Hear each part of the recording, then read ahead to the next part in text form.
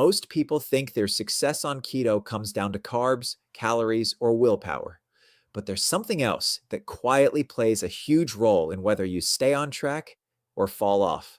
And that's how you handle conflict. Not just disagreements with other people, but those internal battles, social pressure, and stressful moments that can easily lead you off plan. If you've ever had a tough day and suddenly found yourself reaching for something you didn't intend to eat, you already know exactly what I mean. Here's the good news. When you improve how you handle conflict, you make keto feel easier, more natural, and far more sustainable. Let's walk through 3 simple shifts that can make a real difference.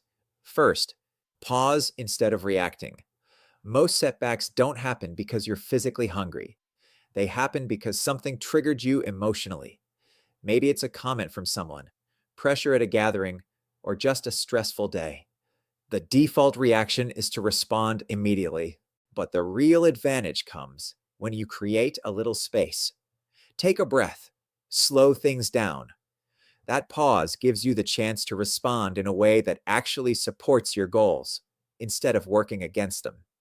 It's a small habit, but it can completely change the outcome in those critical moments.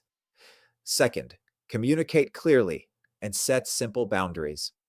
A lot of tension around keto comes from people not fully understanding your choices.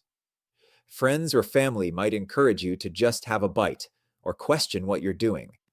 Instead of getting frustrated, keep your response calm and simple. Let them know this approach helps you feel better, have more energy, and stay focused on your health. You're not trying to win an argument. You're simply standing by your decision. And sometimes a simple, "no thanks, I'm good," is all it takes. The more consistent you are, the more others will respect it, and the easier it becomes to stay on track. Third, learn how to handle internal conflict. This is the one that catches most people off guard. That voice in your head that says, "You've been good all day, you deserve this," or "one time won't matter." Instead of fighting it or feeling guilty, acknowledge it.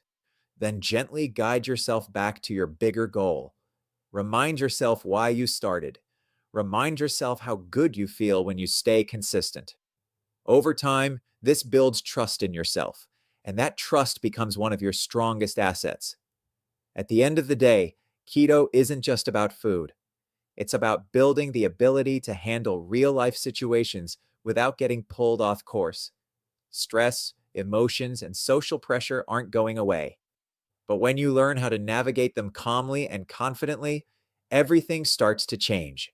You feel more in control, your consistency improves, and your results follow. If you're looking for more simple, practical strategies like this to make keto easier and more sustainable, make sure you subscribe to the channel. I share tips to help you stay consistent, reduce cravings, and build a lifestyle that actually works long-term.